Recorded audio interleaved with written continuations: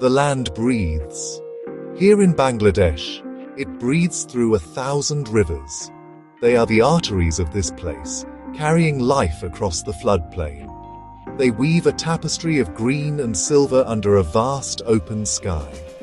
From high above, the world seems a quiet watercolor. Patches of deep emerald mark the forests. Ribbons of water curl towards the Great Sea. The land is flat and wide, a canvas for the sun and the monsoon rains. It is a place of immense quiet beauty, where nature's pulse is felt in the slow drift of a fishing boat and the rustle of bamboo groves in the gentle wind. The air here is soft. It carries the scent of wet earth and blossoming flowers. In the countryside, away from the clamor, time seems to slow. Water buffalo move with a patient grace through flooded paddies. Birds call from the canopy of ancient trees. The rhythm of life is tied to the seasons, to the rising and falling of the great rivers. This is a landscape that has nourished civilizations for centuries. It has endured floods and storms, always returning to its quiet, green splendor. It is a testament to resilience, a gentle reminder of the enduring power of the natural world. But the edges of this tranquility are beginning to fray. As the land stretches towards the sprawling cities, the colors begin to change. The vibrant green gives way to shades of gray and brown. The horizon, once clear, is now smudged with the haze of human activity. The quiet is punctuated by distant sounds, a low hum that grows steadily louder. It is the sound of a world in transition, where the ancient rhythms of the land meet the relentless pace of a modern age. The city is a magnet, drawing people and life towards its core, and its influence spreads like a slow-rising tide. This boundary is not a sharp line, but a gradual blending. Small villages and fields become interspersed with the first outposts of urban life. A concrete structure rises amidst traditional homes of mud and thatch. A plastic bag, bright and alien, snags on a thorny bush. The rivers, once clear, begin to carry a different kind of cargo. The story of this land is written in its water, in its soil, and now a new chapter is being etched upon its surface. It is a story of great beauty and profound challenge, of a people and a place caught between two worlds. The city's edge is a place of stark contrasts. Here, the hum becomes a roar. The ordered chaos of the metropolis spills out into the open land. Structures rise not from careful plans, but from sheer necessity. This is where the landscape of progress meets the reality of poverty. Hills of refuse rise like unnatural monuments against the skyline, their slopes glistening with plastic and broken glass. They are the final resting place for the city's excess, a testament to a world of consumption that feels 1,000,000 miles away, yet is intimately connected to this very spot. Families make their homes in the shadows of these mountains of waste. Their shelters are pieced together from what the city discards. A sheet of corrugated iron forms a roof. Torn tarpaulins and plastic sheets serve as walls. There is a strange and desperate ingenuity at play. Every object has the potential for a second life, a new purpose in the construction of a home. Barefoot children, their bodies thin and wiry, navigate this treacherous terrain with a practiced ease. Their laughter, when it comes, is a fragile, surprising sound in a place defined by what has been thrown away. The air here is thick. It is heavy, with the sweet, cloying smell of decay, mingled with the acrid smoke of burning plastic. It is a smell that clings to clothes, to hair, to the very fabric of life. Stray dogs, their ribs showing, move like ghosts through the heaps of garbage, sniffing for a morsel of food. They are part of this ecosystem, fellow survivors in a world of scarcity. The ground is a treacherous carpet of refuse. It is soft and yielding in places, sharp and dangerous in others. Every step is a risk. Life is lived out in the open. There is no privacy, no sanctuary from the elements or the gaze of others. Women wash clothes in murky puddles of water that have collected in the hollows of the landfill. Men return from the city, their faces etched with the fatigue of a long day's labor, their shoulders stooped. This is not a life chosen, but a life endured. It is a daily struggle for existence on the margins of a society that has, in many ways, forgotten them. Yet even here, there is a community, a shared understanding of survival. The garbage is a constant presence. It is the landscape, the playground, and the provider. From dawn until dusk, its siren call is answered. People move across its shifting surface, their bodies bent, their eyes scanning the ground. They are the collectors, the gleaners of the city's cast-offs. They walk barefoot, their feet toughened by years of treading on broken glass and sharp metal. They carry large woven sacks on their backs, filling them with the raw materials of their livelihood. Plastic bottles, metal scraps, and anything else that can be sold. The work is methodical and relentless. A quick eye can spot a valuable piece of plastic from meters away. A strong back is needed to haul the heavy sacks back to the sorting areas. The sounds are a symphony of waste, the crunch of plastic underfoot, the clatter of metal, the soft thud of a full bag hitting the ground. It is a world of textures. The smooth, unyielding surface of a plastic bottle, the rough, rusty edge of a tin can, the soft, damp squish of organic waste. It is a sensory world that few can imagine, but is the daily reality for many. This river of waste flows from the heart of the city. It carries with it the remnants of 1 million lives, 1 million meals, 1 million purchases. For the people who live here, it is both a curse and a lifeline. It pollutes their water and sickens their children. It fills their air with toxic fumes. But it also provides a meager income, a way to put food on the table. They are recyclers in the most fundamental sense, turning what society deems worthless back into something of value. They are an integral, if invisible, part of the city's metabolism.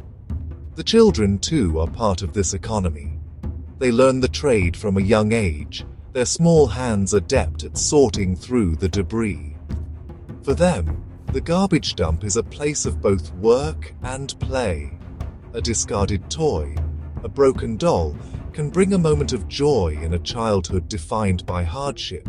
They chase each other over the hills of trash, their laughter echoing in the smoky air. They are children, and they find ways to be children, even in the most unforgiving of environments.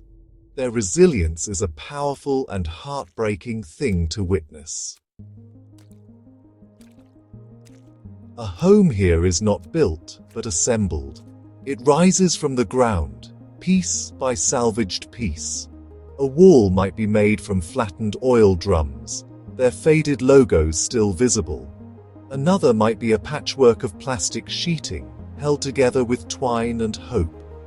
Roofs are often sheets of corrugated tin, weighted down with rocks and old tires to keep them from flying away in the wind.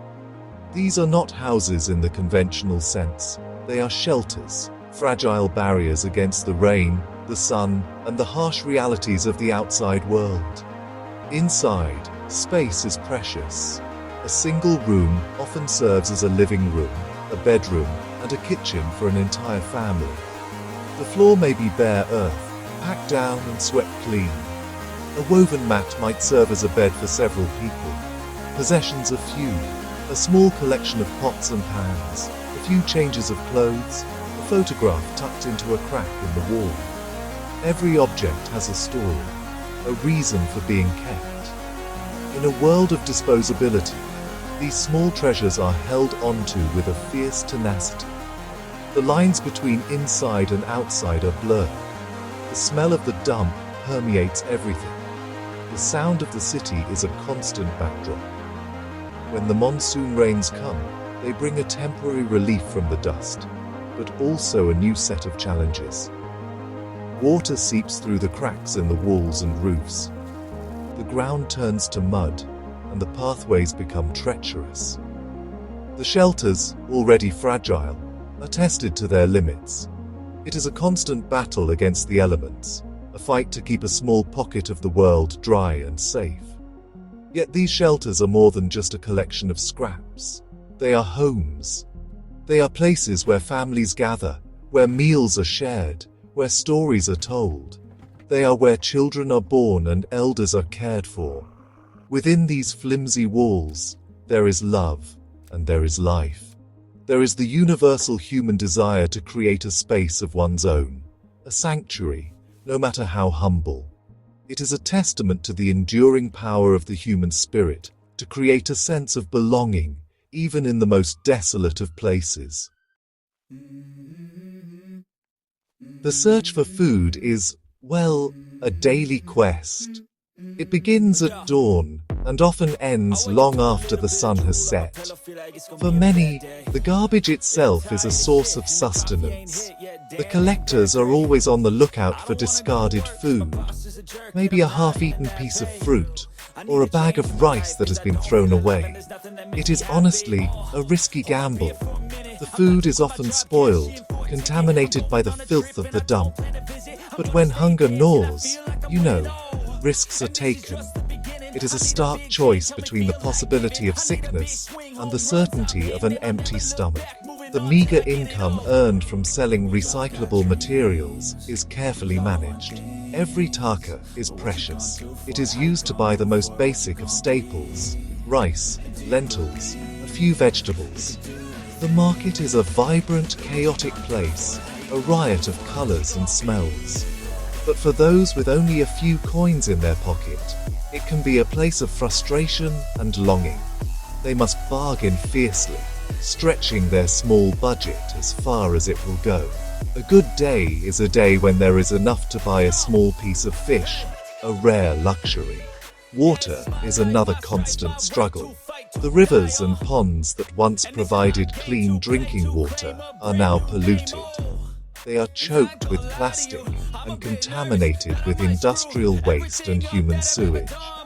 People are forced to drink this water, to cook with it, to wash in it. They know the risks.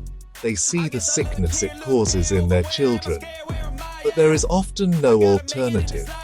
The quest for clean water is a journey in itself, sometimes requiring a walk of several kilometers to a communal tap or a well that is not yet contaminated. Cooking is a simple affair. A small fire is built on the ground, fueled by scavenged wood or dried waste. A single pot is used to cook a meal for the entire family. The food is often plain, a simple stew of rice and lentils, but it is hot and it is filling. It is a moment of communion, a time for the family to gather and share what little they have. In these moments, sitting around the small fire, the hardships of the day seem to fade, replaced by the simple, profound act of sharing a meal. Water is life. Here, it is also a source of constant peril. The very rivers that define this land have become conduits of illness. The water, once a symbol of purity and renewal, now carries a hidden threat. From a distance, the surface may shimmer in the sunlight, but up close, the reality is different. A rainbow sheen of oil slicks across the surface. Islands of plastic bags and bottles collect in the eddies. The water is murky, opaque, its depths holding secrets that are best left undisturbed. For the people who live along these banks, there is no escape. The river is their bathroom, their laundry, their source of water for cooking and drinking. Children splash and play in the shallows, their laughter a stark contrast to the dangers that lurk in the water. Waterborne diseases are a constant reality. Diarrhea, cholera, typhoid. These are not abstract medical terms, but a part of the fabric of daily life. The clinics, when they can be reached, are overwhelmed. Every sip of water is an act of faith, a gamble against the odds. The struggle for clean water is a daily drama. In the slums and informal settlements, a single communal tap may serve thousands of people. Queues form long before dawn, a line of plastic containers snaking through the narrow alleyways. Tensions can run high. A single source of clean water is a lifeline, and access to it is fiercely contested. Those who can afford it buy water from vendors, but for the poorest, this is an impossible luxury. They are left with the river, the pond, the puddle. Even the rain, which should be a blessing in this hot, dusty land, can be a curse. It washes the filth from the streets and the garbage dumps into the waterways, creating a toxic soup. It floods the low-lying areas, turning homes into islands in a sea of contaminated water. The monsoon, a season of renewal for the land, becomes a season of sickness for the people. It is a cruel irony in a land so defined by water that a clean, safe drink is the most precious and elusive of commodities. The city breathes with a constant percussive rhythm. It is a soundscape of roaring bus engines, the incessant honking of horns, and the distant clang of construction. In the heart of the wastelands, this urban symphony is overlaid with a different set of sounds. The cawing of crows circling overhead, the metallic scrape of a shovel against concrete, the soft, rhythmic sorting of plastic. It is a noise that begins before sunrise and does not fade until long after dark.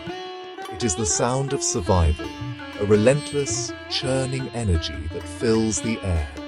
This noise is a constant companion. It seeps through the thin walls of the makeshift shelters, a reminder of the world outside. There is little room for quiet contemplation. The mind is always alert, attuned to the sounds of opportunity and danger. The rumble of a garbage truck arriving is a call to action. The cry of a child is a signal of distress. Silence, when it comes, is often a sign that something is wrong. It is an unnatural state in a place so teeming with life and activity. Yet even here, moments of silence can be found. They are small, precious pockets of peace in a world of noise. In the pre-dawn light, before the city fully awakens, there is a brief moment of calm. The air is cool, the light is soft, and the world seems to hold its breath. It is a time for prayer, for quiet reflection, for a moment of connection with something larger than the daily struggle. It is a reminder that even in the most chaotic of environments, the human spirit craves stillness. And there is the silence of nature, a different kind of quiet. A short journey away from the city's edge, the ancient rhythms of the land can still be felt. The whisper of wind through a bamboo grove, the gentle lapping of water against the side of a boat, the call of a lone bird at dusk. These moments are a balm for the soul, a connection to a world that exists beyond the garbage and the noise. They are a reminder that the land is still here, patient and enduring, waiting for the chance to heal. Amidst the dust and despair, small sparks of ingenuity flicker and catch fire. These are the micro-entrepreneurs, the innovators who see not waste, but opportunity. They are the alchemists of the modern age, turning the city's refuse into a source of livelihood and hope. In small, bustling workshops, tucked away in the labyrinthine alleys of the slums, a quiet revolution is taking place. Here, plastic is not the end of the story, but the beginning of a new one. One person runs a small factory, its machines humming with a new purpose. They take the plastic bottles collected from the dumps and shred them into small flakes. These flakes are then melted down and transformed into pellets, the raw material for new products. This small enterprise employs a few dozen people, providing them with a steady income and a sense of dignity. It is a small but significant victory, a way of closing the loop and creating value from what was once considered worthless. Elsewhere, another innovator has found a way to turn the waste from the footwear industry into new shoes. The scraps of leather and rubber that would have been thrown away are now carefully collected, sorted, and stitched together to create affordable, durable footwear. Another has developed a process for turning plastic waste into tough, non-slip tiles, perfect for paving the muddy pathways of the slums. These are not large-scale industrial operations, but small, grassroots solutions born of necessity and creativity. These small acts of enterprise have a ripple effect. They create jobs, reduce the amount of waste going to landfill, and provide affordable products for the community. They are a testament to the resilience and resourcefulness of the human spirit. They show that even in the most challenging of circumstances, people can find a way to improve their lives and the lives of those around them. They are small sparks, yes, but in the darkness, even the smallest spark can illuminate the way forward, casting a hopeful glow on a path toward a better future. To walk through these landscapes is to witness the extremes of the human condition. It is to see immense hardship and unimaginable resilience side by side. The challenges are stark and undeniable. The mountains of garbage, the polluted rivers, the daily struggle for food and clean water, these are the realities of life for millions. It would be easy to see only despair, to be overwhelmed by the scale of the problem. But that would be to miss the most important part of the story.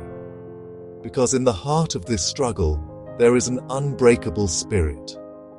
It is seen in the laughter of a child playing with a discarded toy.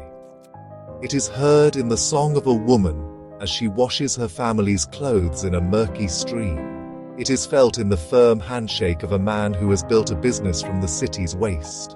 It is a spirit that refuses to be broken, a stubborn insistence on life and dignity in the face of overwhelming odds. It is the quiet, powerful force that holds communities together.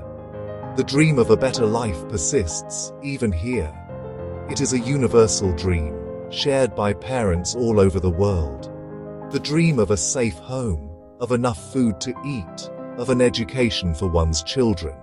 For the people who live amidst the garbage, this dream is not an abstract concept, but a powerful, motivating force. It is what gets them up in the morning, what drives them to sift through the waste, what gives them the strength to carry on day after day. And so, life continues. It is a life of profound contradictions, of beauty and ugliness, of hope and despair. It is a testament to the extraordinary adaptability of our species, our ability to find a foothold and create a life in the most inhospitable of environments. The people of this land are not victims. They are survivors. They are innovators. They are dreamers. And in their resilience, in their unbreakable spirit, there is a lesson for us all, that even in the hardest of places, the human heart finds a way to hope.